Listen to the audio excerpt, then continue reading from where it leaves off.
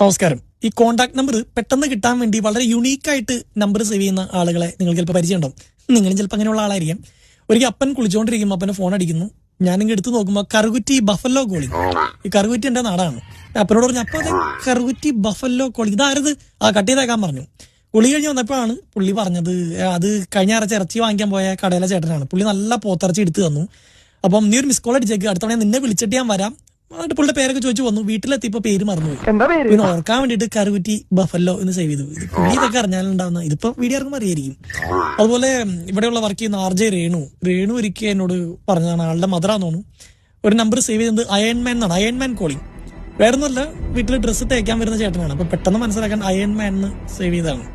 ഈ ആപ്പിൾ ഫോണിൽ ഒരു പ്രത്യേകത ഉണ്ട്. ആപ്പിൾ ഫോണിൽ നമുക്ക് ആൻഡ്രോയിഡിൽ നിന്ന് ആപ്പിളോട്ട് കോൺടാക്ട് കോപ്പി ചെയ്യുമ്പോൾ ചിലപ്പോൾ റിപ്പീറ്റഡ് ആയിട്ട് കോൺടാക്ട് കോപ്പി ഇടാവും. ചിലപ്പോൾ നമുക്കിപ്പോൾ ഫാദറിന്റെ 2 നമ്പേഴ്സ് ഉണ്ടാവും. അപ്പോൾ എല്ലാവരുടെയും ഒരാളുടെ പേര് തന്നെ 4 കോൺടാക്ട് ഒക്കെ സേവ് ചെയ്യപ്പെടും. ഒരു ദിവസം ഞാൻ ഇതിനു മുമ്പ് ആപ്പിൾ ഫോണായിരുന്നു ഉപയോഗിക്കേണ്ടായിരുന്നത്. അപ്പം ഞാൻ ഈ ആൻഡ്രോയിഡിൽ നിന്ന് കോൺടാക്ട്സ് കോപ്പി ചെയ്ത സമയത്ത് എനിക്ക് വന്നതാണ് അപ്പൻ ഓർ 5 others കോളിംഗ്. അപ്പൻ ഓർ 5 others.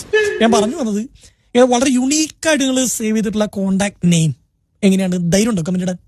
ധൈര്യം ഇല്ലെങ്കിലും സൗകര്യം ഉണ്ടെങ്കിൽ കമന്റ് ഇടും. ശരി എന്നാ. തനിക്ക് സ്വാമിനാഥൻ എവിടെ കിട്ടി? എന്റെ പേര് രാമനാഥൻ ആണ്. തനിക്ക് അറിഞ്ഞൂടെ? എനിക്കറിയാം, പക്ഷെ വന്നവര് സമ്മതിക്കണ്ടേ? ആര്? അനിയൻ. അനിയനോ? ആ, ആരുടെ? സാറിന്റെ അനിയൻ. കൂടെ ഒരു ഉണ്ടക്കണ്ണനുണ്ടായിരുന്നു.